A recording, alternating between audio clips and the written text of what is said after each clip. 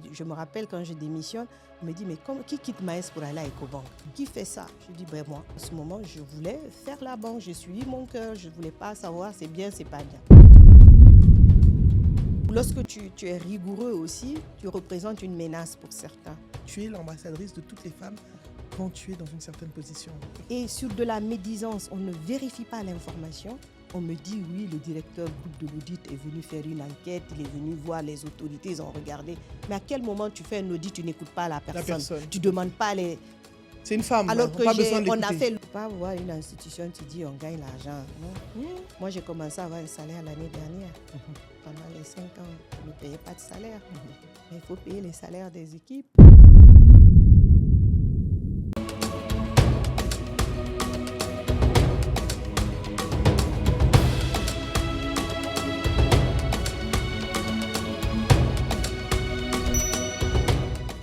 Bonjour et bienvenue sur la chaîne Naboufa l'officiel, la chaîne du développement professionnel et personnel, la chaîne qui va faire de vous des personnes inspirantes, impactantes, brillantes et charismatiques.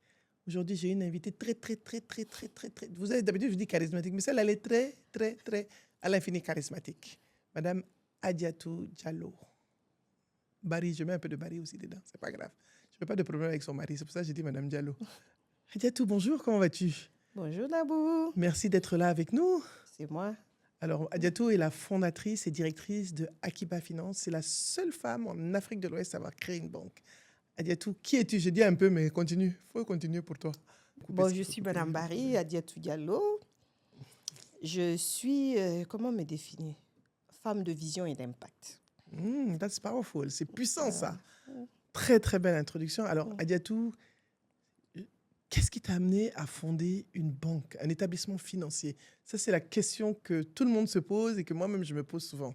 En fait, à la base, je ne suis pas partie pour fonder un établissement financier, pour atteindre un objectif personnel, une mission personnelle, une mission de vie, puisque c'est parti de mon parcours lorsque je quitte la banque.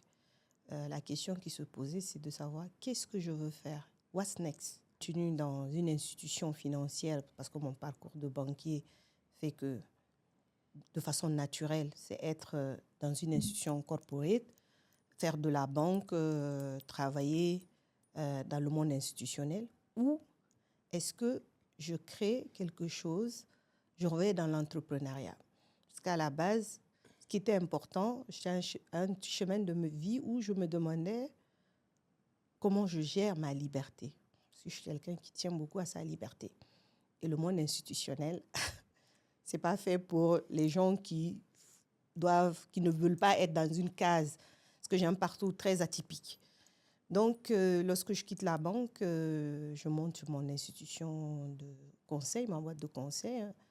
Et en faisant du conseil, accompagnement pour les entreprises, les levées de fonds, des due deals, c'est dans ce moment d'apprentissage d'un nouveau métier, parce qu'être banquier, ça ne veut pas dire forcément qu'on peut être un bon consultant, que je rencontre une fois dans une de mes missions les gens de M-Pesa et Safaricom au cours d'un séminaire. Je vais expliquer un peu ce que c'est qu'M-Pesa. M-Pesa, c'est le premier transfert d'argent en fait au Kenya, c'est ça? Au Kenya, en Afrique de l'Est. Qui sont d'abord d'ailleurs les pionniers dans le transfert d'argent en Afrique, qui a été un success story.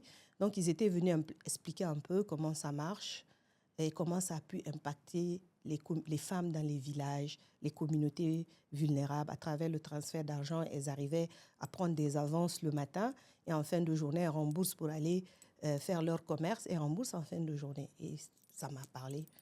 Ça m'a parlé et je me suis dit, bon, à côté de ce que je fais dans le conseil, je pourrais faire un véhicule d'investissement parce que ce que je sais faire aussi, c'est la banque. Comment retranscrire ce modèle en Guinée? Faire une institution qui accompagne les femmes, les jeunes et lever sur le transfert d'argent pour créer une institution digitale pour faciliter l'accès au financement et l'inclusion financière. Donc, c'est de là que c'est parti et ça nous a amenés là où nous sommes. Alors, tu nous parles de merci pour ça, de ton parcours. Quel a été ton parcours en fait? Parce que pour revenir dessus, tu nous as dit un parcours atypique. En quoi est-ce qu'il est atypique? Et tu as dit que tu étais dans la banque. Je sais que tu as été une des premières femmes Mhm. à diriger une banque Mhm. en Guinée, hein. Oui. Donc, ce parcours, est-ce que tu peux nous le raconter un petit peu? Mais il est atypique parce que moi, quand je quitte l'école, je commence à travailler dans une société de transfert, de transport maritime, Max Line. Du coup, j'ai fait 5 ans dans cette boîte. Et c'est au cours aussi d'une rencontre, d'une discussion avec un banquier, parce que j'avais fait déjà un stage d'école à Ecobank quand j'étais en 2e année d'université. J'ai beaucoup aimé la banque. Et je n'arrêtais pas de dire qu'un jour, si j'avais l'opportunité de travailler en banque, j'allais retourner dans ce secteur. Et au cours d'une conversation avec un directeur de banque, il me dit, mais toi, tu aimerais retourner en banque? Je dis oui. Il dit, mais j'ai une opportunité. Actuellement, je cherche quelqu'un au niveau de la trésor. En 24 heures, ça s'est passé. Je suis repartie de Metz après 5 ans à la banque. Et je rejoins Ecobank à une période de sa vie où personne ne voulait y aller parce qu'il venait de subir un scandale financier. Donc, c'était un peu perturbé. Et je me rappelle quand je démissionne, on me dit, mais qui quitte Metz pour aller à Ecobank? Qui fait ça? Je dis, ben moi. Parce qu'à ce moment, je voulais faire la banque. J'ai suivi mon cœur. Je ne voulais pas savoir c'est bien, c'est pas bien. Et arrivé à Ecobank, au bout de combien de mois? 9 mois à la trésor, je rejoins les grandes entreprises. De grandes entreprises, j'ai été aussi la première à assurer le poste intérim des grandes entreprises en local. Et de là-bas, au bout d'un an, j'étais à UBA comme directrice d'exploitation qui venait d'ouvrir en Guinée. Donc, je participe au lancement de la banque en Guinée, from Greenfield. Ce qui fait que, au bout de 3 ans après, je quitte ce poste, je deviens directeur général de banque. Donc, il est atypique parce que dans mon parcours, dans mon CV, je ne fais jamais plus de 3 ans à un poste. Je suis quelqu'un qui s'ennuie très vite. Dès que je fais le tour, j'ai envie d'autres choses. Je veux des challenges, j'apprends vite. Et donc, ça fait que dès que je m'ennuie, Il faut que tu bouges, en fait. il faut que je bouge. En fait, tu es une personne de challenge. De challenge et de liberté. Parce que quand je m'ennuie ou il n'y a pas de challenge, il n'y a pas, je n'apprends rien, quand j'ai l'impression de ne plus rien apprendre, je suis démotivée. Alors, ce que tu dis me parle. Je me rends compte que beaucoup de personnes disent qu'ils s'ennuient dans leur job. Est-ce que ce n'est pas parce que, en fait, ces personnes-là aussi cherchent des challenges et ont besoin de motivation supplémentaire pour pouvoir se réaliser? Peut-être de challenge, mais aussi de mieux se connaître. Parce que moi, après, lorsque j'ai traversé ce moment à mon poste de directeur général où j'avais fait le tour, c'est vrai qu'il y avait des challenges, mais je n'étais pas alignée avec la vision de l'entreprise à ce moment-là. J'étais complètement décalée, je ne me sentais pas bien, je n'aimais plus ce que je faisais. Je me suis fait accompagner par un coach en développement personnel à l'époque parce que j'étais allée faire un cours de leadership à HEC. C'est là qu'il y a eu le déclic et le professeur m'a dit, vous avez besoin de rencontrer ce monsieur. Il m'a donné un contact qui m'a accompagnée et c'est là que je comprends qu'en fait, en réalité, j'avais besoin d'être libre, que le corporate ne me correspondait pas. Vu que je m'ennuie vite, il m'avait dit, lorsque vous laissez dans le monde corporate très vite à un nouveau poste, il faut que vous fassiez comprendre aux recruteurs que vous avez besoin au bout d'un certain moment de bouger sur des postes transversales. Si c'est ce chemin que vous choisissez, ou vous savez, parce que j'en discutais des difficultés de ce qui se passait, et il m'a dit, vous savez, tout le monde n'est pas votre père. Je dis, pourquoi? Interesting. Il dit, oui, parce que votre père vous laisse faire ce que vous voulez. Ce n'est pas pour vous l'entreprise. Si vous n'êtes pas contente, pourquoi vous ne créez pas votre banque? Pourquoi vous n'allez pas faire autre chose? Est-ce que vous avez pensé au conseil? Apprenez un nouveau métier. Ça m'a parlé. C'est super. Donc, j'ai appris à me connaître. Et j'ai réalisé qu'en fait, peut-être que je n'étais pas à la bonne place, je ne suis pas la bonne personne, ou je ne fais pas le bon parcours. Donc, pour répondre à ta question, à un moment de la vie, je pense que les gens qui se sentent décalés par rapport à ce qu'ils font, il faut chercher à mieux se connaître, à mieux comprendre ce qui nous anime. Qu'est-ce qu'on cherche, qu'est-ce qu'on veut, qu'est-ce qui est aligné avec nous.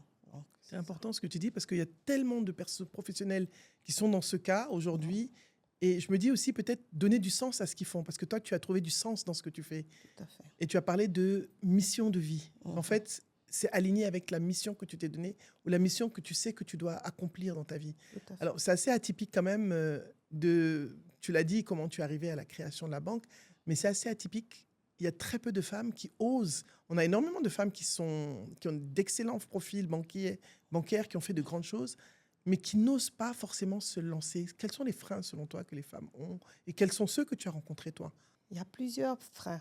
D'abord, la confiance en soi. Moi, je pense que c'est un gros frein chez les femmes. Parce que déjà, à l'éducation qu'on nous donne, il y a des codes, il y a des règles. Une femme doit être comme ça, il y a une forme d'attente sur comment une femme doit être, comment une femme doit se comporter. Ça fait que ça brise un peu la confiance en soi, où on pense qu'on n'est pas capable, ou même si on est capable, c'est mal vu.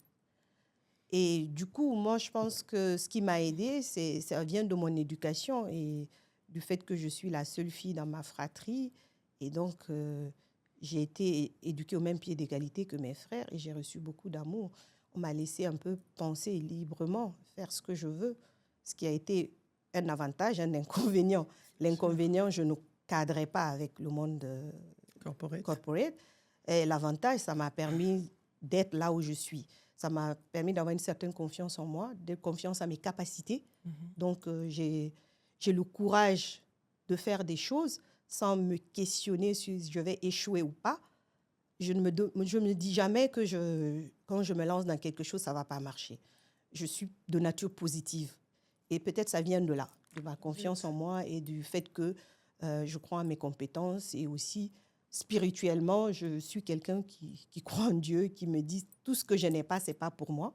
Si j'ai, c'est pour moi. Oh, j'adore. Voilà. J'aime beaucoup ce que tu as dit. Je parle de cette philosophie. Donc, à la base, je pense là, c'est... Et aussi, il y a aussi la société après, où plusieurs fois, moi, je me suis retrouvée seule, femme, autour d'une table. Quand j'étais DG de banque, il y avait 16 banques. Il faut dire qu'au début, on ne te prend pas au sérieux. Jusqu'à maintenant, quand j'ai lancé la banque, beaucoup ont pensé que j'étais un prête-nom. Ah, c'est intéressant ce que tu dis. Donc, oui. Ce n'est pas concevable que ce soit une femme qui soit la fondatrice de la banque. Waouh! Ouais. Même dans la levée de fonds, hein. Jusqu'à présent, je cherche une levée de fonds, mais quand je viens, je sens bien qu'on parle beaucoup de genre. Il y a des fonds pour accompagner les femmes, financer les femmes. Moi, je suis une femme, je suis propriétaire de mon institution. 70% de mon staff, c'est des femmes. Je finance des femmes. Je suis orientée femme, mais je ne bénéficie pas des financements. Ce n'est pas systématiquement qu'on vient me voir. Souvent, d'ailleurs, les bailleurs ou des institutions viennent me voir. Oui, compte tenu de votre expertise, de votre connaissance du marché, on souhaite échanger avec vous pour comprendre, avoir l'accès au financement, l'accès des femmes, comment on peut aider les femmes. Mais on ne pense pas, moi, à m'appuyer. Et une fois, je leur ai dit, mais si vous avez des assistances techniques, pourquoi ce n'est pas moi qui bénéficierais de ça? Et qu'est-ce qu'ils te disent? C'est là qu'ils réalisent que c'est comme si moi, je n'en ai pas besoin. Alors que tu en as besoin. Alors que j'en ai besoin. Et jusqu'à aujourd'hui, je cherche à lever des fonds, mais j'ai l'impression qu'il y a une barrière, même inconsciente. Oui, je pense. Où tout de suite, on ne se dit pas que j'en ai besoin, où on se demande, où il y a d'autres peut-être qui sont plus légitimes parce que paraissent plus vulnérables que moi. Oui, mais le problème, c'est que toi, au moins, quand on te donne, tu accompagnes des millions de personnes vulnérables jusqu'à présent. Alors, Akiba a été fondée en quelle année? Akiba a été fondée en 2018. On a eu l'agrément en 2019. D'accord. Et on a lancé en 2020. D'accord. Parce que lorsqu'on a eu l'agrément en juin 2019, il faut déjà travailler sur le projet, préparer système d'exploitation, recruter, parce que c'est du greenfield. Donc, on avait 1 an pour lancer l'activité. Et lorsque les 1 an arrivent en janvier 2020, Covid, tout est fermé. Donc, qu'est-ce qu'on fait? Et au bout d'1 an, si tu ne lances pas, tu dois retourner chercher une extension de l'agrément. Et moi, je ne voulais pas ça. J'avais un peu peur d'aller là-bas, qu'on m'oppose, XY. Donc, j'ai décidé de quand même lancer, malgré Ebola et Corona. Oui, je sais pourquoi, parce que la Guinée sortait d'Ebola. Donc, c'est d'Ebola, important de voilà. le dire. Donc, c'est important, il y a quand même eu Ebola, voilà. ensuite... Lockdown, et maintenant, on avait coronavirus, tout est fermé. Mais comme on voulait lancer quelque chose d'authentique, accès femmes et aussi personnes vulnérables, inclusion basée sur le digital, de la monnaie électronique, on s'est dit c'est une bonne phase d'expérimentation aussi, parce que là, il n'y a pas beaucoup de monde. Donc, on n'a pas la pression du marché. On peut tester notre modèle calmement. jusqu'à ce que, voilà. Donc, on a quand même lancé en juin 2020. Waouh! C'est une histoire, hein? C'est comme un film. C'est comme un film, Non, ouais. non, moi, j'attends le livre. Hein. Je te lance un challenge, là. Ah ouais? Peut-être un jour. Alors, dis-moi un petit peu, donc de 2020 à aujourd'hui, quel est l'impact que vous avez eu concrètement? Ben, on a, de 2020 à maintenant, aujourd'hui, Akiba a accompagné des milliers de personnes. J'ai souvent des témoignages de personnes, que ce n'est pas que des femmes, mais aussi des jeunes hommes, des institutionnels d'ailleurs maintenant, qui nous recommandent à d'autres institutions, puisqu'on a des plateformes, on a une grande plateforme digitale qui accompagne les grandes institutions qui manipulent du cash pour payer leurs salariés, leurs sous-traitants. Il faut transporter des sacs d'argent. Nous, on a développé une plateforme qui permet de payer tout le monde sur le téléphone, que tu sois client d'Akiba ou pas. Et après, qui deviennent des salariés ou qui ont des comptes bancaires, parce qu'on a des comptes bancaires, et qui arrivent à bénéficier d'accompagnement auprès de Akiba, puisqu'ils ne sont pas éligibles dans les banques commerciales. Donc, souvent, ces personnes-là nous disent, mais vous ne savez pas combien vous avez changé nos vies. J'ai des femmes, J'adore. une femme qui n'avait jamais pu économiser, épargner 500 000 francs guinéens, l'équivalent de $50 de sa vie. Elle ne savait même pas comment faire. Et grâce aux solutions qu'on a mises en place, l'épargne Soutoura, l'épargne Tontine, qu'elle épargne journalièrement, en mettant 10 000, 20 000 par jour. À la fin du mois, elle se retrouve avec une épargne de 500. Elle était dépassée. Donc ça, c'est ce qui, moi, m'anime, c'est ce qui nous nourrit. C'est la mission. L'autre objectif, c'est vraiment réconcilier les gens avec la banque, avec l'argent. C'est redonner la dignité à ces personnes. Parce que moi, je suis convaincue que tout le monde a le droit aux mêmes chances. L'égalité des chances. Quand on va au marché, qui on trouve? Les femmes. Dans la rue. Les femmes. Même une femme qui travaille, toi, tu fais tes turbans. Moi, chacune, quand tu voyages, tu penses à acheter un truc. Ah, je peux aller revendre ça. Ouais. On fait toutes du business. Toutes. Mais pourquoi on fait ça? C'est parce que peut-être on n'a pas suffisamment d'épargne, on veut placer l'argent. Pourquoi moi qui suis éduquée, qui gagne plus, peut avoir droit à des produits sophistiqués, pas les autres? Tout à fait. C'est ça, en fait. En fait, ce que je comprends, c'est que Akiba a créé des produits qui sont adaptés aux vrais besoins de nos populations en Afrique. Parce que la banque traditionnelle a des produits qui sont bien, peut-être, Oui, mais qui ne sont pas forcément adaptés. Je pense qu'ils sont Adaptés, conscients de ça. Oui, ils sont conscients Ils de sont ça. très conscients de ça. Parce que, remarque, les freins de l'inclusion, c'est parce que les gens, parfois, n'ont pas de pièce d'identité. Tout à fait. Donc, du coup, tu ne peux pas avoir un compte bancaire puisque, dans la conformité, c'est interdit. Nous, on a créé un produit alternatif, c'est ça, l'épargne digitale. Avec une photo, tu peux faire une épargne via un agent collecteur sans forcément... Lorsqu'on t'accompagne pour avoir après la pièce d'identité, tu as le compte bancaire. Donc, vous accompagnez aussi les gens à avoir leur pièce d'identité. Avoir leur pièce d'identité, on fait de l'éducation financière, on sensibilise beaucoup. On a même une centre de formation.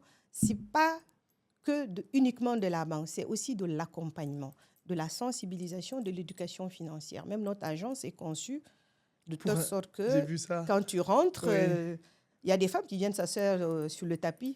Tout à fait. Elles sont à l'aise, il y a des tabourets, il y a des chaises, petits cubes. il y a les petits cubes. Tout à fait. C'est pour que chacun se sente on se sent chez soi à Akiba. Voilà. Donc, moi, j'ai eu la chance et l'opportunité de pouvoir entendre des femmes témoigner. Je pense qu'on a même été ensemble à Kindia, au marché. Et j'ai senti le besoin de ce produit et service. Mais Akiba, aujourd'hui, pour moi, j'ai l'impression que c'est un modèle unique dans notre sous-région francophone. Comment est-ce que tu as des visions? Comment est-ce que tu peux passer à l'échelle ou alors soit former, soit apporter cette expertise dans d'autres pays? Parce que c'est un besoin qui existe. Là, on l'a construit. Après 5 ans aujourd'hui, Akiba a une phase d'amorçage où on passe de l'amorçage à négocier notre croissance. Donc, nous avons travaillé sur un plan stratégique pour les 5 prochaines années, s'assurer que le modèle qui marche maintenant est scalable et, comme tu dis, transférable dans d'autres pays.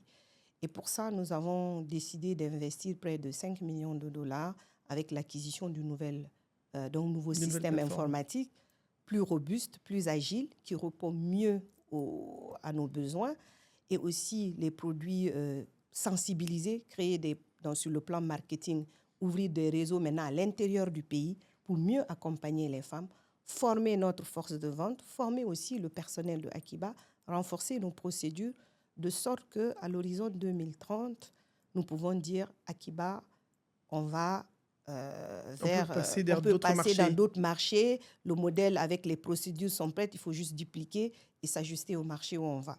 Donc, on travaille sur ça et on travaille sur cette Donc levée là, de on travaille sur la maturation, en fait, Exactement. la La modélisation des modélisation. process, du système et la capacité de transférer le modèle, le business model dans d'autres marchés Dans d'autres éventuellement. marchés. Puisqu'au début, on n'était qu'à Conakry, au Grand Conakry et les périphéries. Depuis cette année, nous avons toute la Moyenne Guinée et en Basse-Guinée, nous avons pu accompagner dans la chaîne de valeur agricole des femmes, des Tout à jeunes, fait. des entrepreneurs dans les régions les plus reculées jusqu'à Koundara. Donc, ça veut dire qu'on commence à être prêt, puisqu'on est prêt pour être toute la Guinée. Donc, on va être prêt pour Déjà, être pour toute la Guinée, c'est déjà, pour moi, la première échelle, c'est national. Hein. Quand national. je dis d'échelle, je ne parle pas forcément. Voilà, non, national. L'année prochaine, on l'a fait cette année déjà. Donc, l'année prochaine. Cette année, c'était Mamou, c'est ça? C'était Mamou, Labé, Labé, Boké, Boké. Gawal, Koundara, dans les villages reculés de Dabola, Kenyeko, Dabola, un tout peu à fait. partout, à travers le programme Agrifan. Mhm. Nous sommes aussi à Boké, D'accord. Sangaredi dans les mines. Nous sommes à Sigiri en Haute-Guinée, puisque nous avons des groupes miniers que nous accompagnons, Tout comme à je fait. t'ai dit. Donc, et parfois, maintenant, c'est eux qui parlent de nous, qui disent à d'autres qui cherchent, ils disent, ben, allez Bouche à voir oreille, Akiba. en fait. Le bouche à oreille marche pour nous. Tout à fait. On n'a pas beaucoup communiqué parce qu'on voulait être sûr qu'on était prêt. On pense qu'on en sent que a parlé. maintenant, donc même un plan de com, on travaille dessus pour être sûr que maintenant, On peut passer à que couvrir le le pays. modèle est bien agi, est bien calé. Alors, Adiatou, je voudrais qu'on parle aussi. Quand les gens parlent Guinée, aujourd'hui, les gens se disent la Guinée est une terre d'opportunités. Mhm. Et je vois à chaque fois que je rencontre quelqu'un que je dis j'étais en Guinée, il faut que tu m'amènes. Et tu prouves par ce que tu fais que la Guinée est réellement une terre d'opportunités. Donc, comment est-ce que aujourd'hui on peut, en tant que personne de l'extérieur, comment est-ce qu'on peut venir en Guinée et faire aussi des affaires ou travailler ou je sais pas, trouver son opportunité. Écoute, Parce qu'on parle beaucoup de Simandou, on parle beaucoup de la Guinée. C'est vraiment, voilà. J'ai l'impression que c'est le nouvel Eldorado. La Guinée a toujours été un Eldorado. Peut-être qu'à l'époque, on ne communiquait pas assez, mais maintenant, on communique très bien la Guinée. Donc, tout le monde commence à regarder grâce au Simandou, au programme Simandou. Mhm. Moi, j'ai toujours cru en la Guinée, puisque Ça, dès que j'ai fini l'école, je suis rentrée en Guinée. Tout à fait. J'ai fait ma carrière, j'ai investi. Donc, comme tu dis, je suis la preuve vivante qu'il y a des choses à faire. Absolument. Et que la Guinée. Et puis, on a une agence de promotion des investissements, la PIP, qui est le point Bonjour d'entrée. Diana. Diana, On va dire voilà. bonjour à Diana quand même. Qui est le point d'entrée de tout investisseur. Les institutions existent. Donc, quand tu viens, tu peux créer une entreprise en Guinée, la registrer en 48 heures et avoir les informations qu'il faut auprès du guichet de la PIP pour pouvoir... Il y a des chambres de commerce, il y a toutes les institutions qu'il faut pour accompagner tout investisseur qui veut venir en Guinée. Et il faut dire que les Guinéens, c'est des gens accueillants. Et ça, je confirme. Qui sont sympathiques. Je Donc, confirme. Et qu'on mange bien aussi. On mange très bien et on n'est pas fermé Non, pas à du l'autre. tout. Les Donc, Guinéens sont extrêmement toute hospitaliers. personne qui veut venir en Guinée est la bienvenue. Mais ils ne prennent pas ma chambre chez toi. Non, il n'y a pas de problème. Même pas. Non, je confirme. Hein. Je veux dire, mon expérience de la Guinée, c'est vraiment beaucoup d'hospitalité. Et puis, les gens sont très ouverts et généreux dans... on ne te discrimine pas, en fait. Parce qu'il y a des pays où, tu vois, on peut tout de suite te discriminer. Bon, la Guinée, c'est moins connu, mais c'est aussi un peu comme la Côte d'Ivoire, très ouvert. Là, quoi. c'est connu. Hein, tout le monde veut venir en Guinée. Et donc, à venir... Quand tu prends l'avion, là, il y a Conakry du est monde. doux, hein. Voilà. Moi-même, je leur dis, On a au des Conakry hôtels, est doux. on a Il y a de tout. très beaux De hôtels. très beaux hôtels, voilà. Ouais. Donc, venez. Non, venez investir. On n'a pas dit Venez de venir investir. prendre. Venez investir. À venir apporter de la valeur. Apporter de la valeur et vous associer à des Guinéens. Absolument, pour pouvoir faire des choses. Voilà. Alors, tu as dit que tu fais une levée de fonds. Cette levée de fonds, est-ce que cette levée de fonds sera sur un marché sous-régional ou c'est sur un marché strictement guinéen? Si, Non. par exemple, les gens veulent investir Tout le éventuellement. monde peut investir. Hein. On est ouvert à prendre du capital ou de la dette. D'accord. Donc, que ce soit des family office, que ce soit des investisseurs personnels, mais crédibles, qui sont alignés avec notre vision. Aux valeurs, bien Nos sûr. valeurs et surtout notre vision.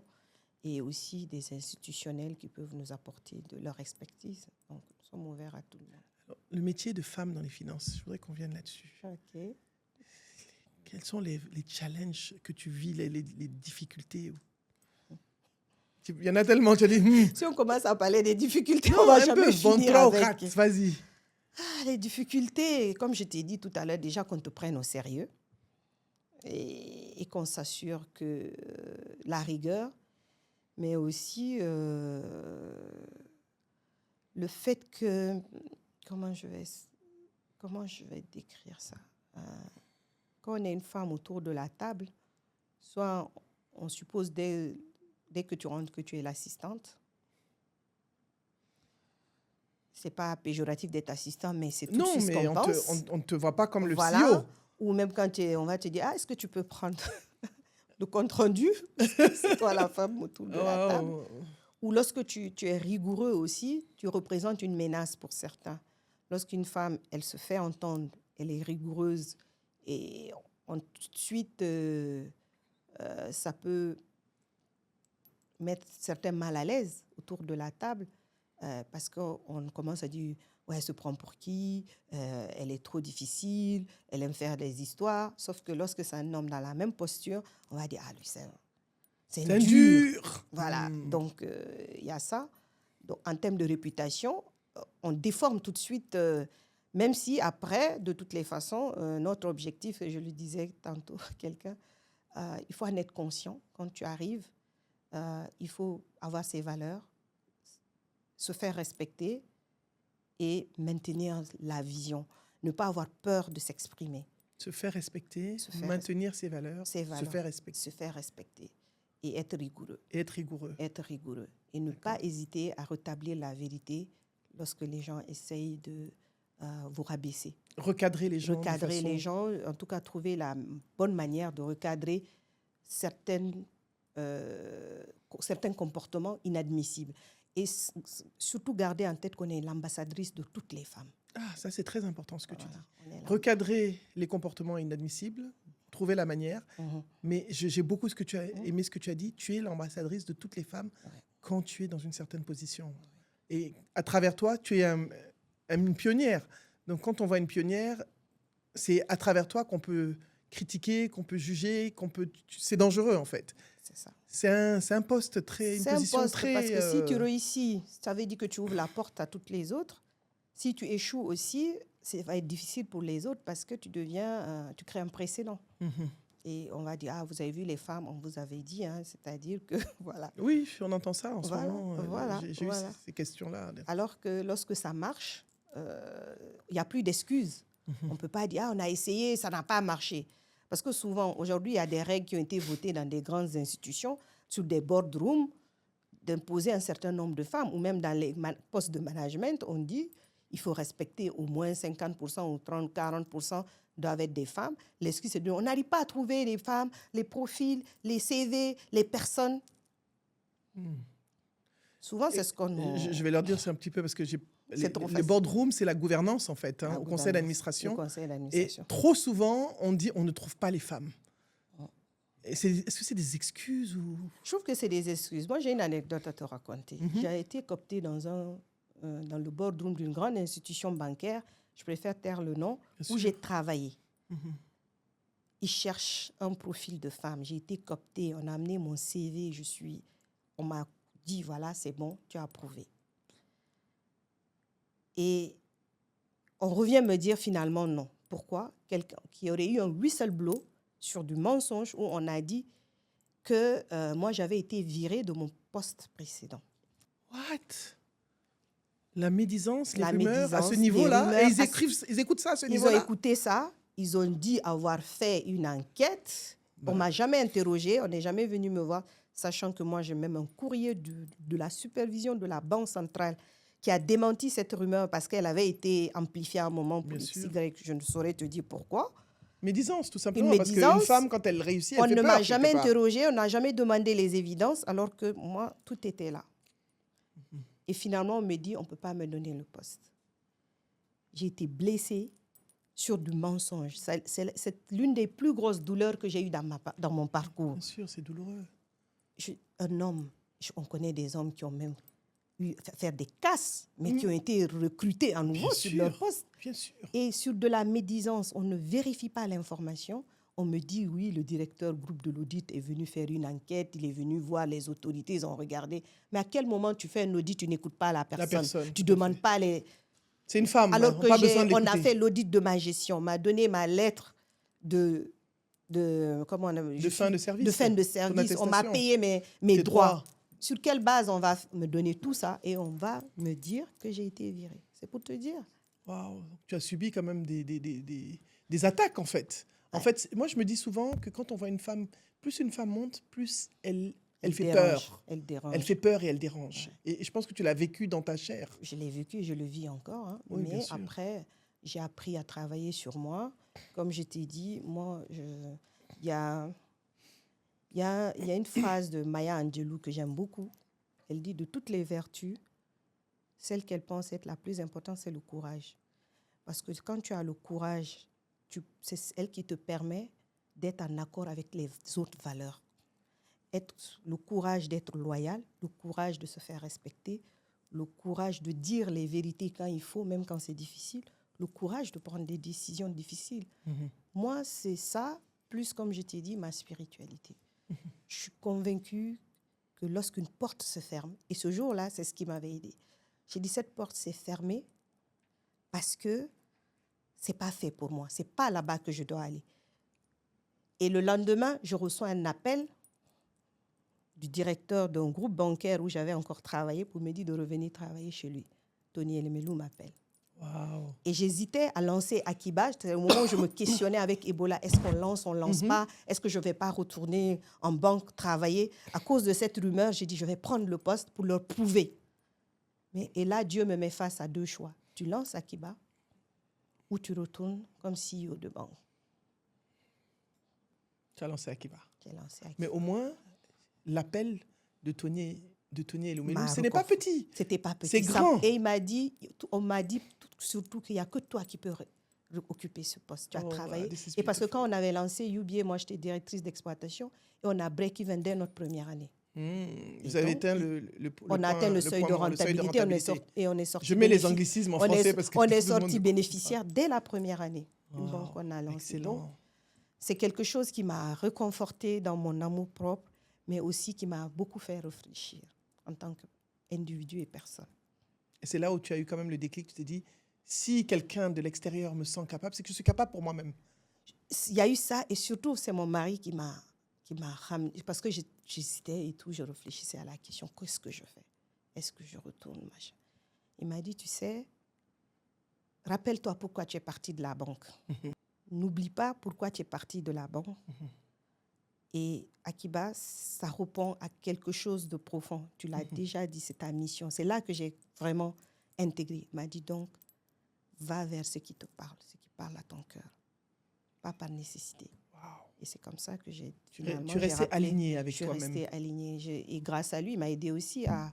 Parce que c'est pas facile. À ces moments, il faut que tu aies quelqu'un qui te... Il faut que tu sois soutenu. Qui te recadre parfois. Bien sûr. Les mots peuvent être difficiles, mais bon. Bien sûr. Voilà. Waouh, c'est puissant, hein? Quel parcours. Alors, je voulais te demander aussi, on est toujours en train de dire, voilà, tu as parlé de ton mari, tu as une famille. Hein? Moi, il y a une question que je déteste, c'est comment est-ce que vous faites pour équilibrer travail et famille? Ça, c'est la question la plus détestable au monde. Il n'y a pas d'équilibre. Parce qu'en fait, voilà, je pense qu'on est d'accord là-dessus. L'équilibre n'existe pas. Il faut qu'on arrête de poser cette question aux femmes parce qu'on ne pose jamais cette question aux hommes. Exactement. Parce que les hommes, est-ce qu'ils n'ont pas de responsabilité aussi vis-à-vis de leur famille? Vis-à-vis de leur famille. Donc, je voudrais que tu me dises, toi, quelle est ta vision par rapport à cette question? Qu'est-ce que tu en penses? Moi, j'aime pas la question, personnellement, elle me fatigue. Moi, ma réponse, c'est qu'il n'y a pas d'équilibre. On se fait aider. Tout à fait. On se fait aider. Et aussi, je reste convaincue que le choix du partenaire de vie reste très important dans la vie d'une femme. Si tu as la chance de tomber sur quelqu'un qui partage la même vision que toi, qui a le même projet de vie, parce qu'à un moment, il n'y a pas que l'amour, il y a les projets de vie que vous partagez ensemble, il y a les valeurs que vous partagez qui peuvent vous aider à cheminer ensemble. Parce que lorsque vous arrivez à un certain niveau, quand je dis projet de vie, c'est que quand tu te mets avec quelqu'un, vous n'avez pas à discuter du fait d'avoir un enfant ou pas. Lui, il ne veut pas d'enfant, tu veux un enfant. À un moment donné, ça ne peut pas marcher. Ça ne peut pas marcher. Donc, c'est pareil pour tous les autres. Il y a des choses, des points essentiels sur lesquels vous devez vous entendre. Pour que j'ai une carrière, il faut qu'il me pousse, il faut qu'il accepte de me soutenir. Moi, à un moment, quand j'étais au sommet de ma carrière, lui, il a choisi l'entrepreneuriat. Il était plus disponible pour les enfants que moi. Bien sûr. Je rentrais tard, c'est parce qu'il aussi, il a accepté ça. C'est lui qui faisait certaines choses normales qu'on dit quand il faut aller à l'école, pour les bulletins des enfants, c'est lui qui partait. Il arrivait des moments où il allait seul en vacances avec les enfants, moi je suis allée les rejoindre après. Ce n'est pas tous les hommes qui acceptent ça. C'est le partenariat. C'est le partenariat dans la relation. C'est le partenariat. Au-delà de l'amour, au-delà de ça, il y a le Voilà, partenariat, ça se négocie. Et moi aussi, négocie. je le soutiens dans ces projets quand Bien c'est sûr. nécessaire. C'est réciproque. C'est réciproque, il faut se porter. Donc, pour moi, on se fait aider. Après, on met en place un dispositif. Il y en a, c'est la maman. Moi, au début de ma carrière, je déposais ma fille chez ma mère avec la nounou avant d'aller au travail. C'est la famille, c'est tout un système. On dit en Afrique, il faut tout un village pour élever les enfants. Wallahi, c'est la vérité. Donc, dans ta carrière aussi, c'est tout un village qui t'accompagne pour être là où tu es. Tout à fait, je valide complètement. Voilà. Et aujourd'hui, avec le recul, les 5 premières années, quelles sont les 3 leçons essentielles que tu as apprises sur ce parcours d'entrepreneur, dans le secteur financier d'ailleurs, femme? Oui, dans le parcours de l'entrepreneuriat, pour moi, l'humain reste important. L'humain? L'humain. Parce que si j'ai tenu pendant ces 5 années, c'est parce que j'ai été soutenue par mes équipes aussi. J'ai eu une très jeune... on avait recruté des personnes parfois qui étaient à leur première expérience. Oui, c'était pas facile, mais qui sont des personnes qui ont porté le projet, qui croient au projet et qui se sentent alignées avec la mission qu'on a. Donc, toute personne, d'ailleurs, tu nous as accompagnés dessus, qui n'était pas alignée avec les valeurs, partait. Je ne les vois plus, d'ailleurs. Ils sont plus là. Ils sont partis. Ouais. Partait. Ça, c'est quelque chose qui reste quand même clé pour moi, que j'en prends de plus en plus conscience. Que souvent, quand les gens sont alignés, ils comprennent, vous allez en équipe, ça va. Le travail d'équipe et l'humain, quel que soit ce qu'on dise, reste majeur. Et aussi, il faut beaucoup de résilience dans l'entrepreneuriat. Il ne faut pas voir une institution, tu dis on gagne l'argent. Non. Moi, j'ai commencé à avoir un salaire l'année dernière. Pendant les 5 ans, je ne me payais pas de salaire. Mais il faut payer les salaires des équipes. Il y a eu des moments très, très, très difficiles. Très difficiles, où il y a des jours, tu te dis, est-ce que je vais pouvoir suivre le mois prochain si je n'ai pas fermé? Il y a eu ces moments-là. Mais avec de la résilience, avec du courage, avec de la détermination surtout, on a réussi à être là. Et le dernier point, qu'est-ce que je vais dire? Le dernier point, les process. En tout cas, dans l'institutionnel, les process sont importants. Une institution, pour qu'elle soit pérenne, il faut des procédures, il faut des process, il faut un cadre où chacun sait où il voit ce qu'il doit faire.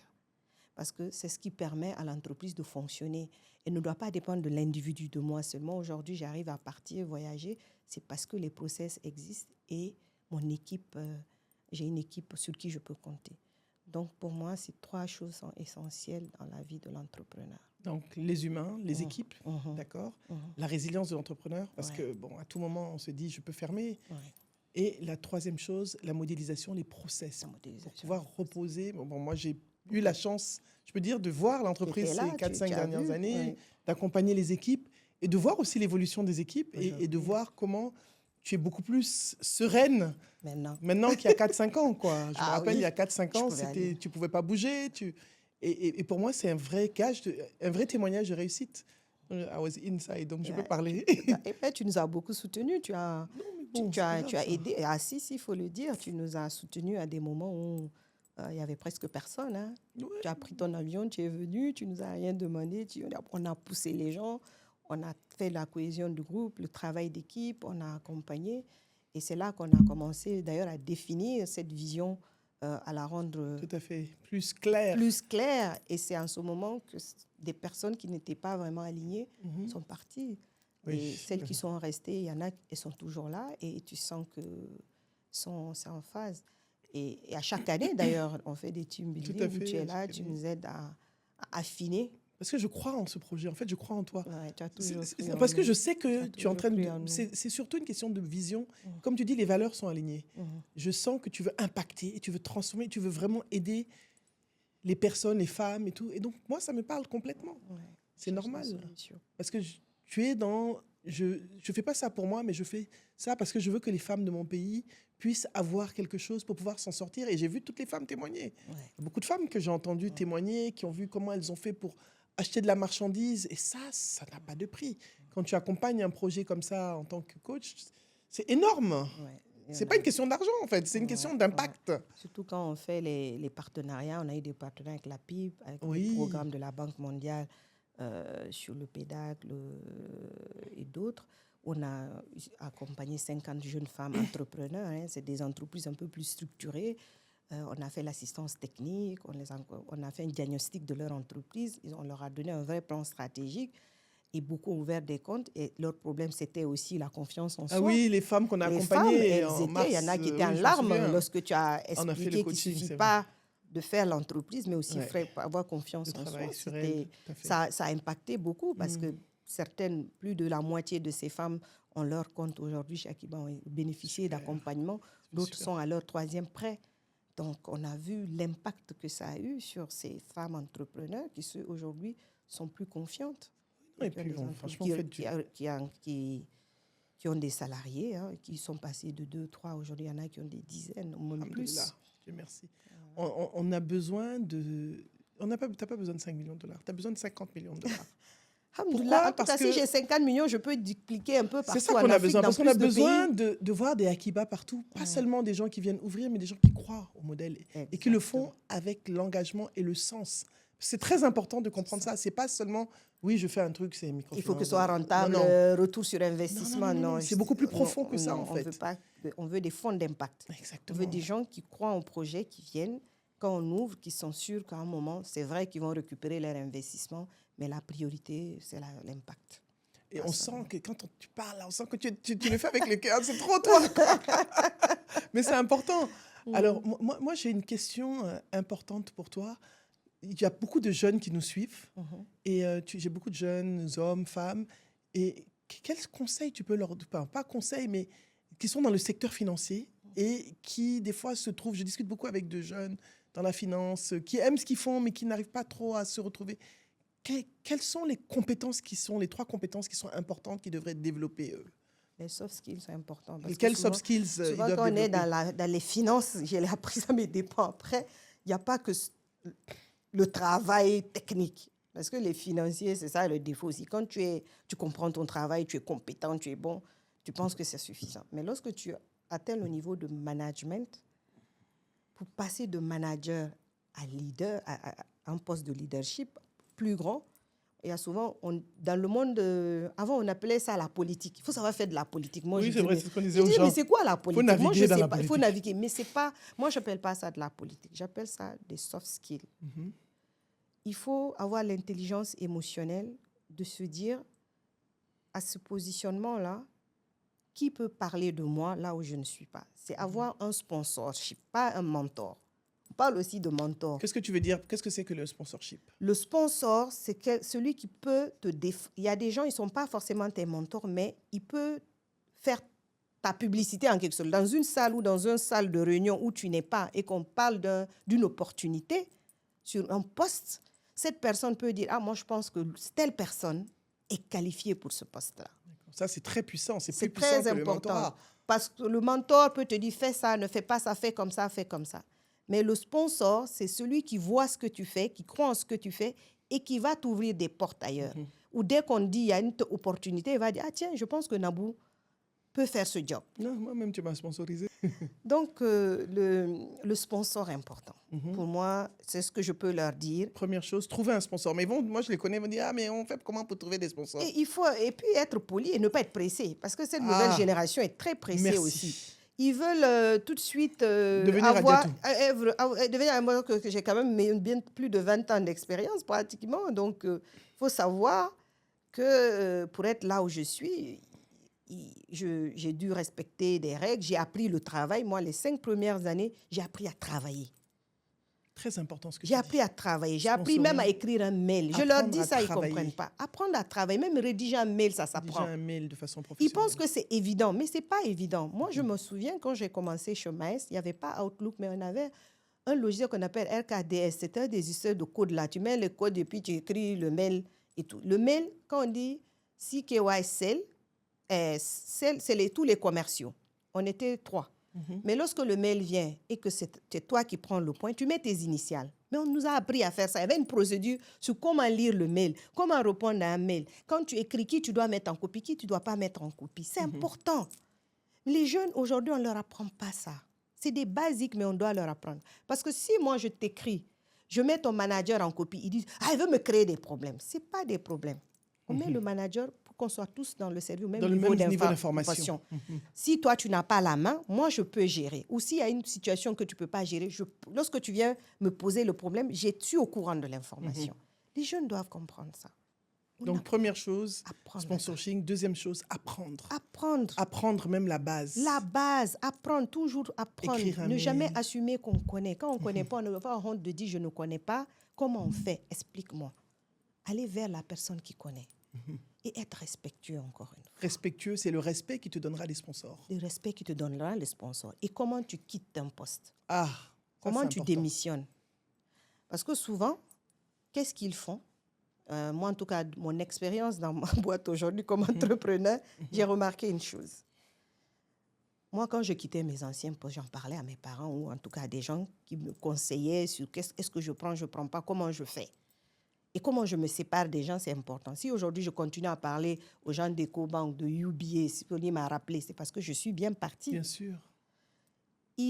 Lorsqu'ils veulent partir, ils ne prennent pas compte les contraintes de l'entreprise. C'est quelqu'un qui démissionne aujourd'hui, dit demain, je vais arrêter. Ça, j'ai vécu ça. Et je le vis. Je l'ai vécu plusieurs fois. Mais c'est systématique. C'est horrible ce qu'ils font. Ça ne se fait pas.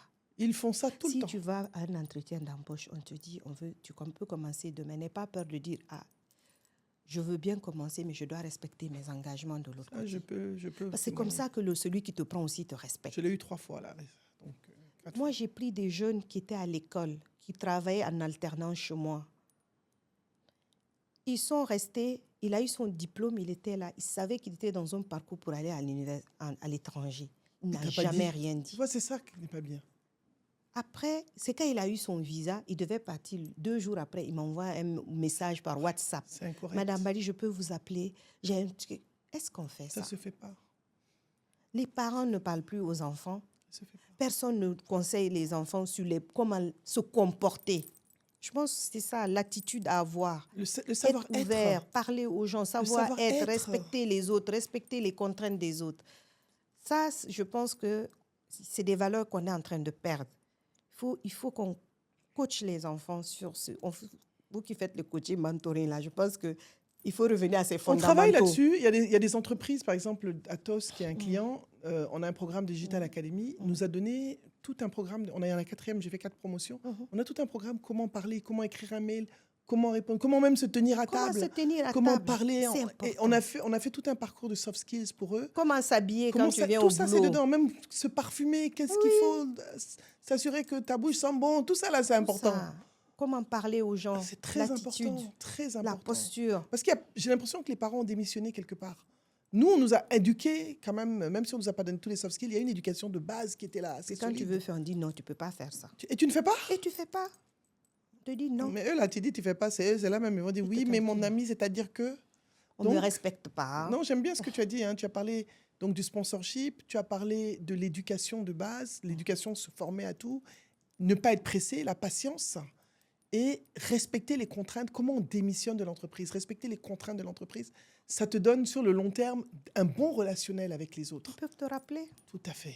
Je te rappelle, nous, il y a un jeune qui revient là. Il est parti, mais en partant, il a respecté. Il est bien parti. Il est bien parti. Il est allé travailler chez le concurrent, mais ça nous empêche pas de le reprendre. Il a fini, il est revenu, nous a dit, écoutez, voilà, je pars parce que voici ma situation. On ne pouvait pas. Moi, j'ai dit, il n'y a pas de problème, on te laisse partir. Mais il est bien parti. Tu parles de communication, la communication aussi, dire les choses transparentes. Être honnête. Être honnête. Et donc, voilà, il est revenu.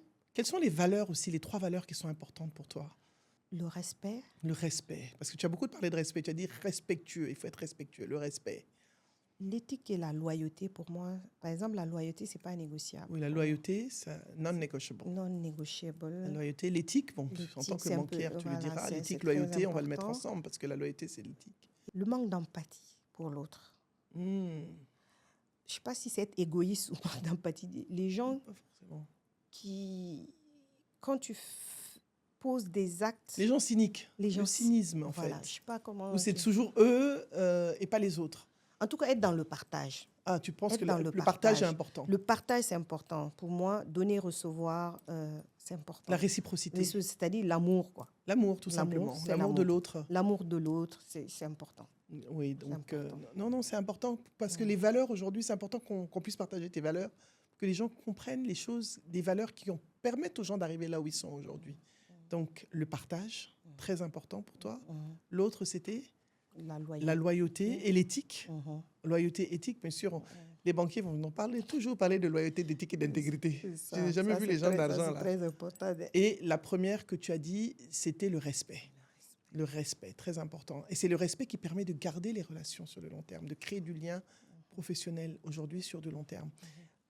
Qu'est-ce que tu dirais, la Hadiatou d'aujourd'hui, qu'est-ce qu'elle dirait à la Hadiatou de 20 ans? Quel conseil tu donnerais? Qu'est-ce que tu dirais à la Hadiatou de 20 ans?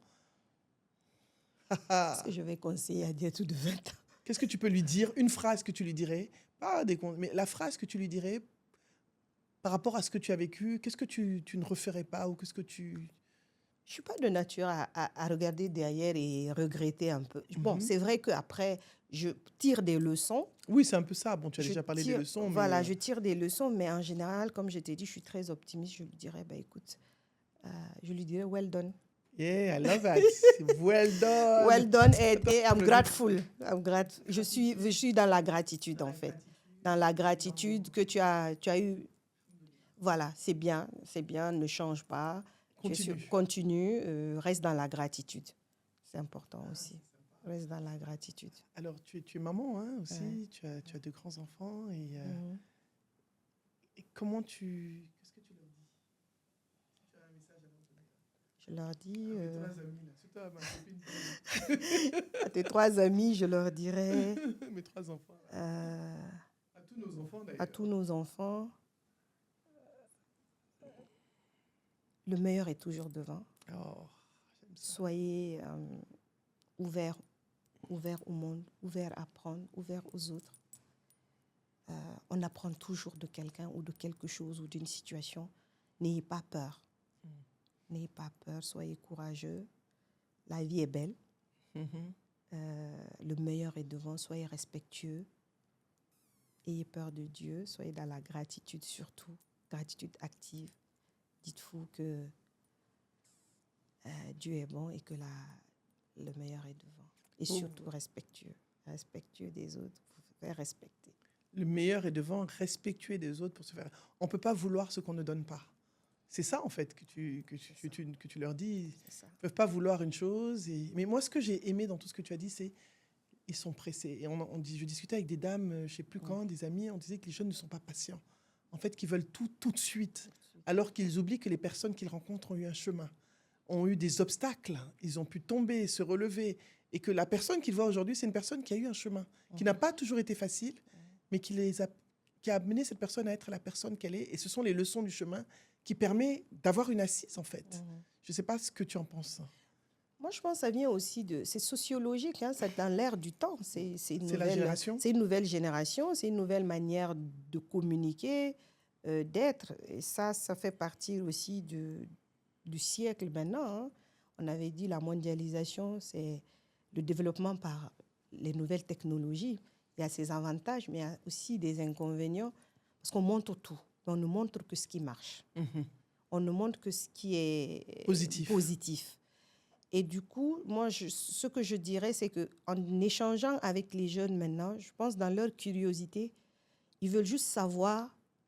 Qu'est-ce qui n'a pas marché? Qu'est-ce qui marche? Non. Ils veulent voir qu'ils ne sont pas curieux de ton parcours, de ton histoire. De ta vraie histoire. Ils n'ont pas le temps de comprendre ton histoire. Ils veulent juste savoir ce que tu portes, c'est quoi la marque, comment tu portes ça, ils sont dans le superficiel, pas dans la profondeur. Certains, très peu sont dans la profondeur. Et lorsque tu veux aller sur ces discussions avec eux, ils se sentent offensés ou ils se disent « ouais, tu radotes un peu ». Je ne sais pas si nous, on était comme ça ou pas. Non. avec les parents, mais j'ai l'impression parfois ils ont le sentiment que tu le juges. Ils sont tout en train de oh tu me Tu es juges, contre moi. tu me juges, tu me parles mal, Ouais, tu c'est me vrai. donnes des leçons. C'est vrai. Ils essaient pas de comprendre le message que tu es en train de faire passer. Tout est ramené à eux. C'est C'est contre vrai. moi, c'est ce que tu penses de moi. Même quand tu parles de toi et tu parles des choses difficiles de ta vie, Parce que c'est des partages. ça ne les intéresse pas. En tout cas, c'est comme ça que moi, je C'est vrai, ressens je remarque les ça aussi. interactions avec eux aujourd'hui. Je remarque ça. Et c'est un gros challenge. Et moi, vraiment, ma plus grosse frayeur en tant que maman, c'est ça, c'est d'être dans une situation où mes enfants n'entendent pas le message que je veux leur faire passer, mais plus comment je le fais passer. Mais c'est ça, en fait. Voilà. Malheureusement, c'est ça. Qu'ils essaient de comprendre qu'on est des mamans, on les aimera toujours et on veut toujours le meilleur pour eux. Et parfois, et ce que même moi je souhaite, c'est qu'ils soient mieux que nous. Bien sûr, c'est ce qu'on Qu'ils souhaite. soient mieux que nous en tant qu'être Voilà. humain, en tant qu'individu, et que leur vie soit plus belle que la nôtre. Et que s'ils ont des défis dans leur vie, que Dieu leur permette de passer Amen. ces défis avec force et courage, mais qu'ils essayent d'être plus empathiques envers les aînés. Parce que je pense qu'ils sont trop centrés sur eux. Ils n'essaient pas d'entendre ce que tu leur fais passer comme message. Ça, je le ressens aussi. Je suis d'accord avec toi. Parce que nous, nos parents, ils nous engueulaient. Hein. Nos Ils parents, nous même, est-ce que nous, on pouvait Est-ce qu'il y s'asseoir en là où avait nos pas parents le temps? s'asseyaient? À quel moment Alors que toi, tu nous, vas on t'asseoir? négocie. Eux, ils s'assoient même avec nous. Même. Ils causent. Tu sais, à quel moment, nous, tu vois des petits-enfants, là, les parents parlent, ils commentent. Tu dis, hé, le monde a changé. À quel moment, toi, tu Tu allais négocies t'asseoir? même avec eux. Tu négocies même pour qu'ils acceptent Ils quelque chose. acceptent, alors que nous, là, Hein? tu sais, on te donne le On temps. ne te donne pas le temps. On te donne le gourdin là-bas ou le Et on fouet te direct. chicote, on te règle. On n'est pas traumatisés. Hein? On n'est pas traumatisés, pourtant, ça ne fait pas de nous de mauvais parents ou de mauvaises personnes. En tout cas, Adiatou, merci. Tu nous as apporté l'espoir. Merci Et je pense à que toi. ce que cette conversation me dit, c'est qu'on doit voir grand. On peut voir grand. On doit oser avoir le courage. Mais le courage vient avec du travail. Le courage ne vient pas seulement, elle navigue pas à vue. Avec une vision très claire, avec un sens de l'impact et du sens qu'on donne à ce qu'on fait. Et je voulais te remercier déjà d'être venue. Merci à toi. Et je pense que tu es un modèle, non seulement pour les femmes en Guinée, mais surtout pour les femmes africaines en général. Merci. On a besoin de voir des personnes qui osent. Parce que souvent, on n'ose pas. Et quand on est avec des personnes qui osent, on voit des personnes qui osent, ça nous donne le courage. On se dit, waouh, rien que de t'entendre, ça va. Je sais qu'il y a des gens qui vont faire des choses qu'elles n'osaient pas faire parce qu'elles t'ont entendu aujourd'hui. Ben, si c'est le cas, ça me fait plaisir. Non, ça va être le cas, ça, je suis persuadée. Ça fait plaisir. Alors moi, je vais te demander de regarder ta caméra Oui. et de donner ton dernier conseil à l'audience. L'audience, c'est des gens, des professionnels, des jeunes, des entrepreneurs ou des moins âgés, parce que je vois que j'ai une audience qui est quand même assez, pas si jeune que ça, Ouais, mais qui est assez équilibrée. Et quel est le conseil de vie que tu peux leur donner général par rapport à ton expérience? soyez Ton vécu. courageux, soyez positif, ayez confiance en vous et confiance en l'univers. Et surtout, travaillez, apprenez, soyez toujours des personnes qui apprennent. Des gens qui... Un de mes profs, un de mes mentors m'avait dit, Adiatou, le jour où tu vas penser que tu connais, ta carrière s'arrête. Et c'est vrai. Moi, je suis curieuse, je veux apprendre, je n'improvise pas. Donc, apprenez, soyez curieux, soyez respectueux. Comme on dit, sky is the limit. Merci beaucoup, Adiatou. Merci, Nabou. Merci d'avoir été là. Merci à toi. Et malheureusement, c'était trop rapide, on a fait 1 heure, ça va trop vite. Alors, si vous venez d'arriver, n'oubliez pas de vous abonner, d'activer la petite cloche là en bas. Je suis aujourd'hui avec une dame très, très, très, très charismatique, à l'infini charismatique, Madame Adiatou Barry Diallo, directrice et fondatrice de Akiba Finance, la première femme en Afrique de l'Ouest à avoir fondé sa propre institution financière.